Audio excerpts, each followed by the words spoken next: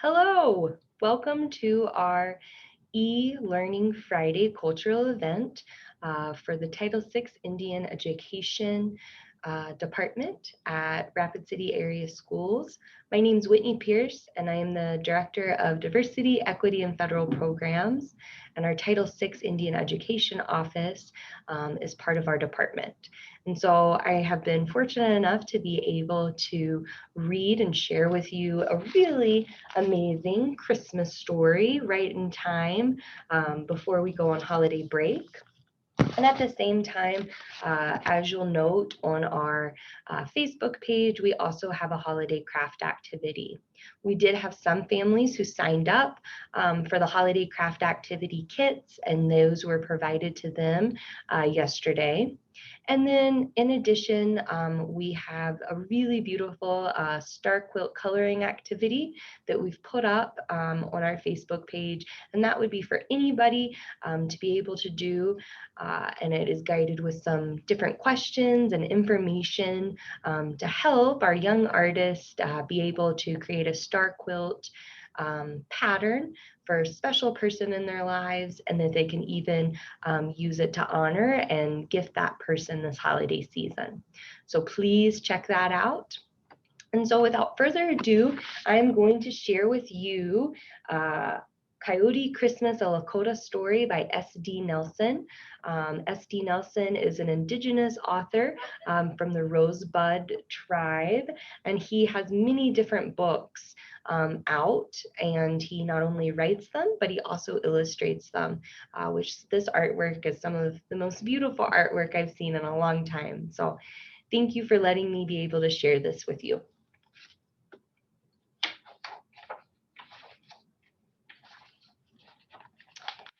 Coyote did not know it was Christmas Eve. He only cared that his empty stomach was growling and shivering cold was settling upon the land. As he trotted alongside the reservation, his ears perked to the sound of turning tires and moving metal. Below him, an old pickup truck was making its way along a dirt road to a little ranch house. Sister Raven swooped down from the darkness of the sky with outstretched wings. She circled above the coyote and perched nearby on a twisted branch. Coyote, you old devil, what tricks are you plotting? Asked Sister Raven. Coyote chuckled. He did not mind being mocked by a blackbird. After all, he was proud to be known as the trickster. Well, my feathered friend, answered Coyote, if you hang around, I will show you. I think I'll pay those two-legged creatures a visit and get me a free hot meal. Down the hill the trickster went with Sister Raven tagging along overhead. He sneaked around to the side of the house. A gray-haired woman removed a pumpkin pie from the oven. Coyote smacked his lips. The one thing he admired about the two-legged was their food. It was delicious. Other than that, he thought people were foolish and easily duped. A girl busily stacked pretty packages tied with ribbons. The trickster saw a juniper tree sparkling with lights, which appeared to be growing inside the house. Coyote had heard about Christmas trees and realized it must be Christmas Eve. A boy and girl sang a silly song about a reindeer with a red nose. Coyote listened to the entire tune, and near the end, he was humming right along. Old Coyote's empty belly growled. That gave him an idea for a trick. He had heard stories about a man in a red suit who visits children on Christmas Eve. If he could pretend to be Santa Claus, he might get to be able to get a free meal. But where on such a snowy night could he find a Santa costume? The prankster decided to snoop around in the barn, but got a big surprise as he passed the corner of the house. The family's pet dog charged from the shadows under the porch, barking, "Roo, roo, roo." Coyote turned and raised his paw and declared, "Stop, you stupid dog, or I will turn you into a house cat." The dog stopped dead in his tracks. He clamped his mouth shut, lowered his head, tucked his tail between his legs, and returned to bed under the porch. The last thing Brother Dog wanted was to be turned into a silly cat. 2 horses and a milking cow stood in their separate pens, chewing hay. Upon seeing Old Man Coyote, the startled horses stomped their hooves and cried out, "Hey me, hey me." "Be quiet," demanded the trickster, "or I will turn you into pigs." The horses shut up immediately. They did not want to be pigs. The frightened cow, on the other hand, could not stop her mooing. Coyote walked right over to the wooden stall. He raised his paw and said, moo, cow, moo no more. An owl you will be, fly out the door." In the next moment, the inside of the cow's pen became a bedlam of flapping wings. A spooked owl banged into the wall, then flew out the door into the night. Rummaging about in the dimness, Coyote saw a faded horse blanket draped over a rail. It had a hole worn right in its middle. "Aha, this will work nicely," said the shifty character. He pulled the blanket over himself, poking his head through the hole. For a belt, he tied a rope around his belly. Next, he tied a rag around his head. Turning about in a circle, he chanted, "Rags I wear from foot to head, but I don't care. I'll turn them all red." And in a puff of smoke, he was dressed in a red suit. Coyote then found fuzzy sheepskin hanging on a nail. The troublemaker tied a piece of it beneath his chin for a beard. In the corner, he found an empty cloth sack, which he stuffed full of straw and slung over his shoulder. The rascal stood proudly and snickered to himself. The horses stared in silent astonishment. Coyote had been transformed into the very likeness of Santa Claus. The trickster walked directly toward the house and was waiting for dinner. He passed the trembling dog beneath the steps and firmly pounded on the door. The music inside stopped. Grandma blurted, "Who can that be on Christmas Eve?" It was strange to her that their dog had not barked, a warning sign as he usually did when visitors arrived. The girl, Isabel, opened the door. There stood the fake Santa, smiling boldly. "Ho, ho, ho," he declared. Isabel squealed with joy. "It's Santa Claus." She rushed forward and threw her arms around the sly night visitor. The boy, Davy, sat speechless. Likewise, Grandma and Grandpa were surprised beyond words. Isabel grabbed Santa by his paw and led him into the house. Dropping the big bag from his shoulder, Coyote said, "I have Christmas gifts for everyone." He followed that with another ho, ho, ho. Isabel twirled about and asked, "Grandma, can Santa stay for dinner?" "Bless you, my little girl. You certainly have the Christmas spirit," said the fake Santa. Grandma and Grandpa were getting old, and their eyesight was not the best. All they saw was a short figure dressed in red. "Grandma, please," insisted the little girl. "Well, I suppose you're right. After all, it's Christmas Eve," replied Grandma. "A hungry stranger is always welcome at our table." Grandpa brought another chair to the table, and Coyote plopped himself down without hesitation. He licked his teeth and smacked his lips. He could hardly wait to eat. For the first time, Coyote saw that Davy's chair was on wheels. With his hands, the boy wheeled himself toward the table and joined the others who seated themselves. Coyote had never seen such a chair. He said, "My boy, what a curious and wonderful toy you ride on." Davy replied, "That's what some of the kids at school say too. It's a wheelchair, not a toy. I ride it because my legs don't work." "Oh," said the trickster, not really understanding. "It's okay, Santa.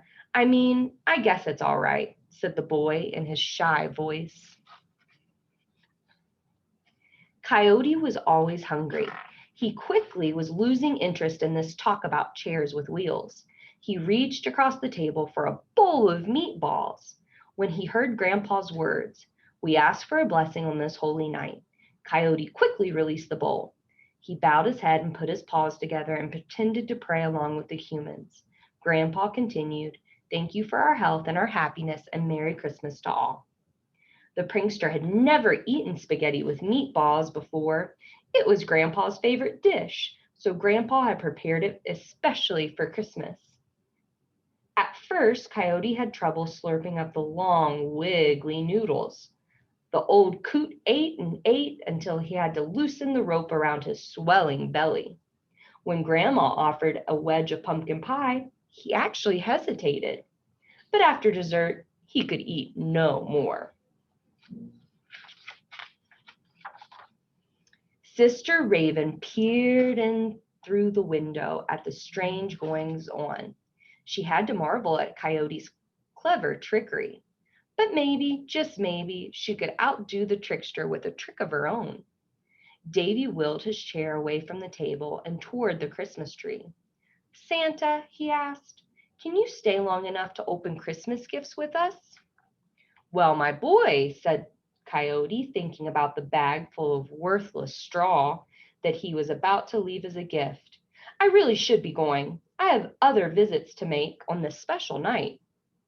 Isabel pleaded, "Please stay a little longer, please, Santa." That's when the trickster decided to make his getaway. He planned to jump from his chair, bound through the door, and gone into the night. Instead, thanks to his full stomach, he stumbled off his chair and fell headlong into the bag stuffed with straw. The sacks burst open, spilling its contents onto the floor. Coyote could not believe what he saw. Instead of straw, there were 4 wrapped packages tied with ribbon. This unexpected magic was not his doing. Was it the work of some Christmas spirit? Thinking quickly, the rascal grabbed the package closest to him. The tag read on it, "Isabel." He gave it to the girl. Delightedly, she tore back the wrapping. It was a set of paints, brushes of all sizes, special drawing paper, and rows of colored pencils, just like the real artist used. "Oh, Santa, thank you," she exclaimed. "I just love it." Giving gifts was not the trick Coyote had intended. The family opened their gifts in turn. Grandma got an entire set of lovely china plates, cups, and saucers. Grandpa's gift was a fleece-lined leather coat. Everyone was overjoyed. They all looked with smiling faces as Davy opened his Christmas present. The boy sat in his wheelchair, stunned and confused. His package was empty. He turned to look for Coyote and asked, "Santa?" Coyote looked at Davy in his wheelchair and felt a twinge of guilt. The trickster had never felt sorry for anyone before. This cruel trick was worse than he had planned. He headed for the door, and this time his legs carried him. He ran out into the snowy night. He climbed onto the top rail of the horse corral and turned to face everyone. Sister Raven watched the entire game from her perch atop a post. Brother Dog watched from his space under the porch. Even the horses in the barn looked out through the open door. The family stood on the porch with the surprised looks upon their faces that quickly turned to joy, for the entire family stood, even Davy. His Christmas gift had not been an empty package. It was in his walking legs. Davy and his dog danced a little jig there in the snow. Everyone waved goodbye and cheered, "Merry Christmas, Santa!" Coyote pulled off his hat, waved back and forth over his head. He did a fancy balancing act on the cross rail of the corral. With a gleeful smile, he shouted, "Ho, ho, ho! Merry Christmas!" Then his feet slipped apart. Down he went, doing the splits. He landed with a loud thunk and a smack on the rail. It hurt, but Coyote grinned through his pain and managed to whimper one more, "Ho, ho, ow!" as he hobbled off into the wintry night. The horses were laughing up a storm. Poor Coyote had gotten his comeuppance. Sister Raven croaked a laugh too. She had to wonder who had really tricked this night. She spread her wings and hopped off her perch. Hey, Santa, you're walking kind of funny. Did you hurt yourself? Asked Sister Raven. No, lied the limping Coyote. He considered turning Sister Raven into a flying meatball. He had had enough meatballs and tricks, though, for one night. Besides, it was Christmas Eve. And that is the end of our story. So thank you all for joining. We hope that you have a safe and happy holiday season. Please do your very best to maintain social distancing and to wear your mask at all times, because we want all of our students and our families to remain healthy, and we are looking forward to seeing you back in school during the new year. So Merry Christmas and Happy Holidays. Thank you, everyone.